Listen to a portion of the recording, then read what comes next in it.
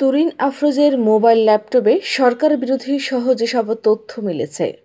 আন্তর্জাতিক অপরাধ ট্রাইব্যুনালের সাবেক প্রসিকিউটর ব্যারিস্টার তুরিন আফরোজকে গ্রেপ্তার করার পাশাপাশি তার ব্যবহৃত ল্যাপটপ ও মোবাইল জব্দ করেছে পুলিশ। সেখানে সরকার বিরোধী পরিকল্পনার তথ্য পাওয়া গেছে বলে জানিয়েছেন উত্তরা বিভাগের উপকমিশনার মোহাম্মদ মহিদুল ইসলাম। এই পরিকল্পনার বিষয়ে জানতে তুরিনকে রিমান্ডে এনে জিজ্ঞাসাবাদ করা হবে বলে জানিয়েছেন পুলিশের এই কর্মকর্তা। সোমবার দিনগত রাতে তুরিন আফরোজকে গ্রেপ্তারের পর উত্তরা পশ্চিম থানায় সাংবাদিকদের এ তথ্য জানান তিনি।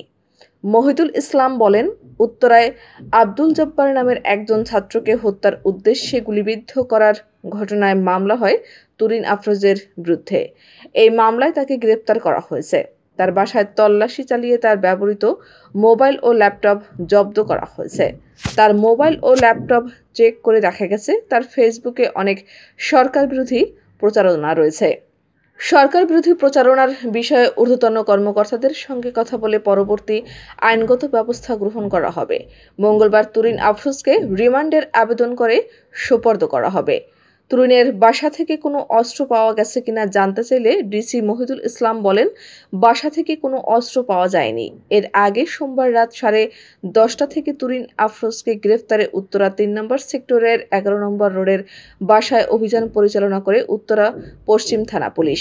অভিযান শেষে তুরিনকে গ্রেফতার করা হয়।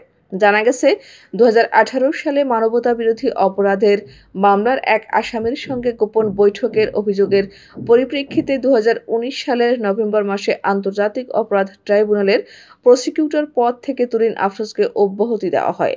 তুরিন আফরোজ 2018 সালে সংসদ নির্বাচনে প্রতিদ্বন্দ্বিতা করার জন্য আওয়ামী লীগের মনোনয়ন চেয়েছিলেন। প্রসঙ্গত, যুদ্ধাপরাধের বিচারে 2010 সালে গঠিত আন্তর্জাতিক অপরাধ ট্রাইব্যুনালের প্রসিকিউটর ছিলেন আইনজীবী তুরিন আফরোজ। ওই ট্রাইব্যুনাল গঠনের 3 বছরের মাথায় প্রসিকিউটর হিসেবে দায়িত্ব পেয়েছিলেন তিনি।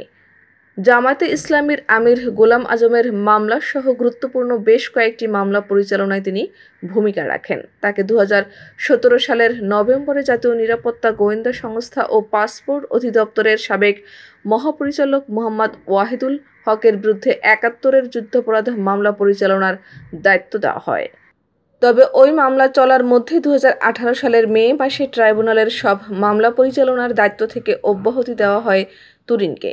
তবে মানবতা বিরোধী অপরাধের মামলায় গ্রেপ্তার ওয়াহিদুল হকের মোবাইল ফোনে থাকা 2 অডিও রেকর্ডের কারণে ফেঁসে যান তুরিন আফরোজ। এর আগে পেশাগত অসদাচরণ, শৃঙ্খলা ও আচরণবিধি লঙ্ঘনের অভিযোগে প্রসিকিউটর ডক্টর তুরিন আফরোজকে আন্তর্জাতিক অপরাধ ট্রাইব্যুনালের প্রসিকিউটর পদ থেকে অপসারণ করা হয়েছে। এর আগে চিফ প্রসিকিউটর গোলাম আরিফ টিপু স্বাক্ষরিত এ সংক্রান্ত একটি চিঠি ট্রাইব্যুনালের প্রসিকিউশন শাখা থেকে আইন মন্ত্রণালয়ে পাঠানো হয়েছিল। এরপর তাকে মন্ত্রণালয় থেকে অব্যাহতি দেওয়া হয়। এছাড়াও তুরিন আফরোজের বিরুদ্ধে ভাই বোনের সম্পত্তি আত্মসাৎ ও মাকে নির্যাতন করার অভিযোগ রয়েছে।